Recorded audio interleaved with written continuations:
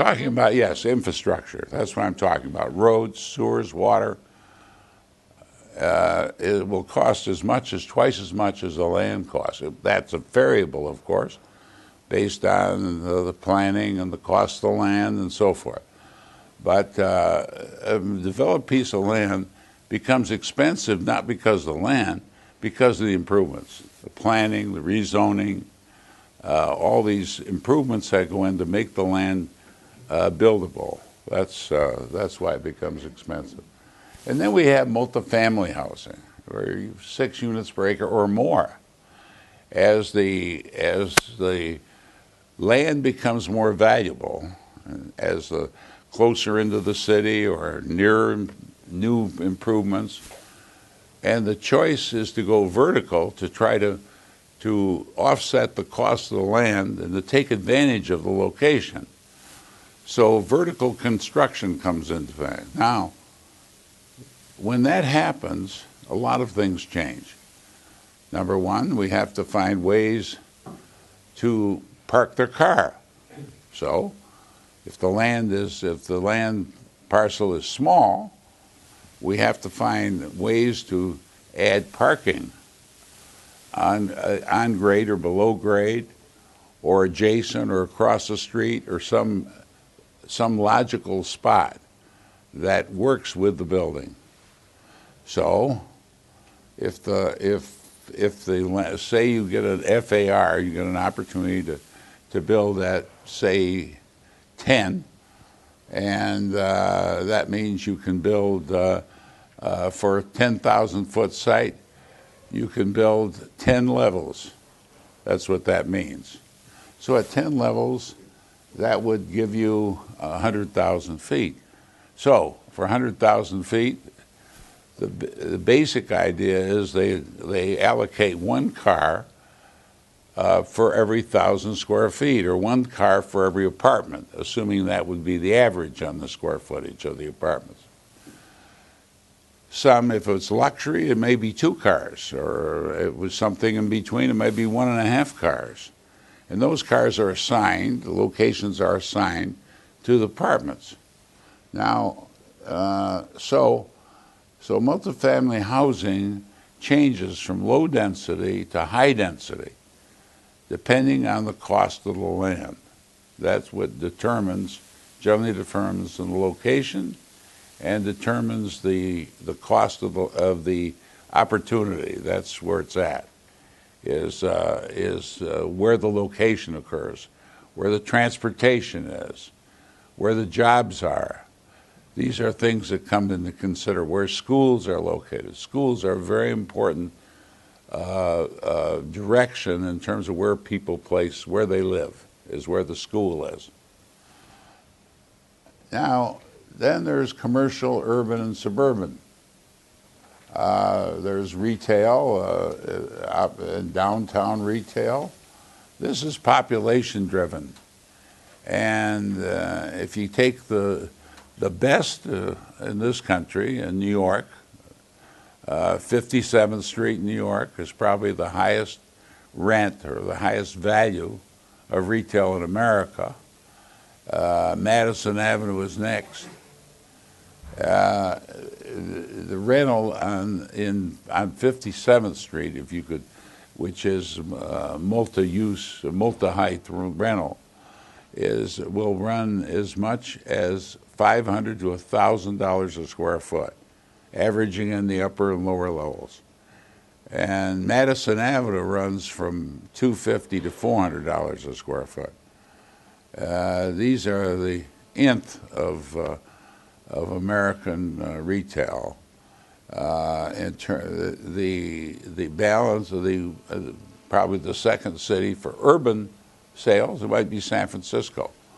This varies with the amount of tourism, the amount of times people in the market come to the city. This is all evaluated as part of the demographics, and they establish sociographics of that area. Sociographics meaning education,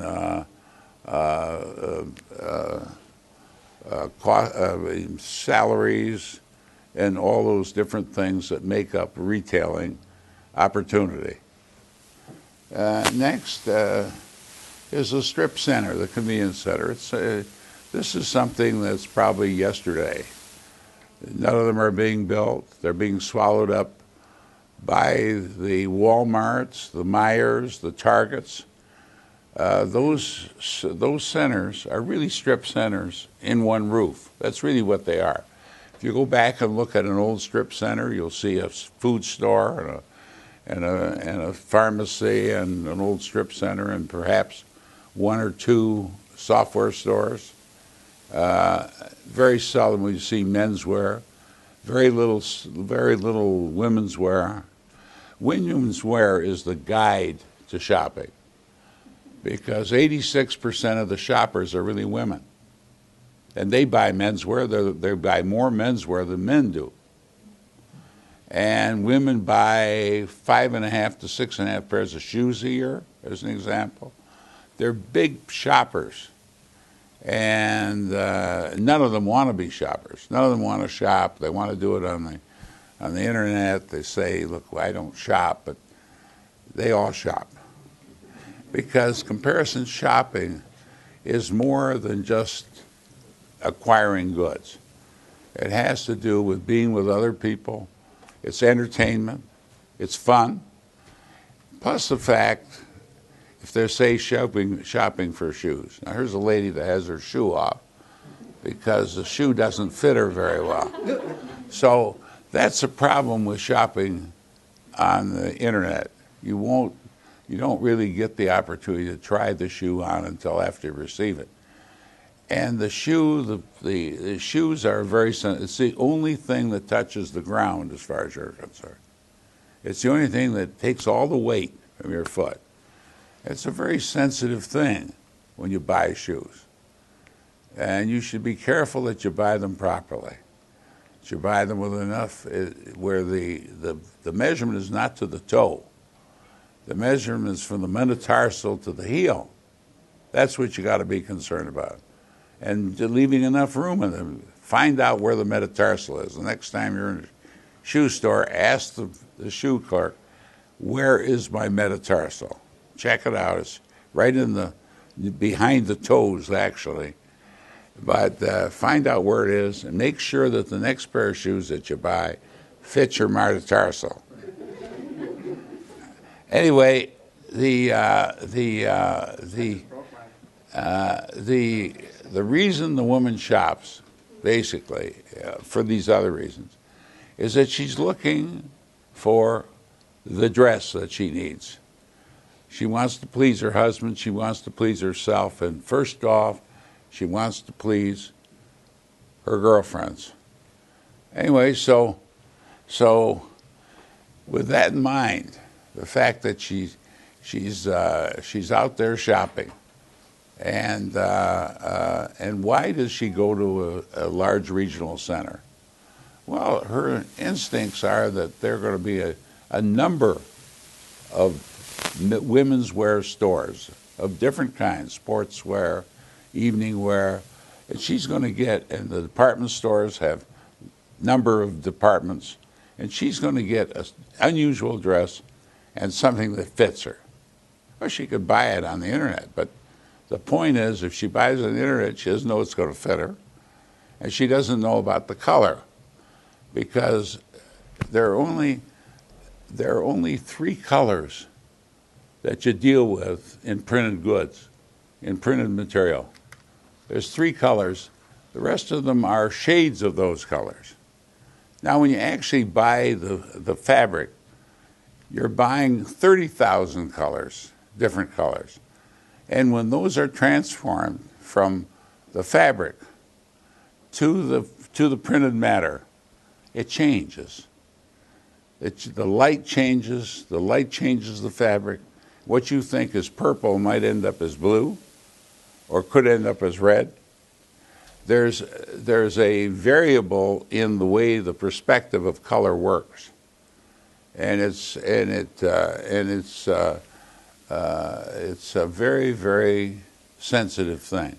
in terms of the eye, the way the eye sees it. And then every woman has a sense of what color works for them. And if they don't think aqua works for them, green isn't going to work, and consequently blue isn't going to work, and she will find a color that she feels her coloring and her stature and so forth fits the color. So that's an important factor. Anyway, we go on. That's the difference. The difference basically in large regional centers and in these strip centers or Walmarts or Myers is the fact that the depth of software, meaning women's wear and men's wear, is probably 8, 10, 20 times more in terms of the customer's opportunity than shopping at a Target or a Walmart. Walmart. There's always some article in a newspaper about Walmart changing the head of their women's wear department, or their buyer in women's wear, because they sense that it's wrong. They're not doing enough business, and they sense it's important, but they really don't understand how to deal with it. If they dealt with it, they'd have to take a third of the store and put it in the women's wear, which doesn't work actually, and all price and taste qualities.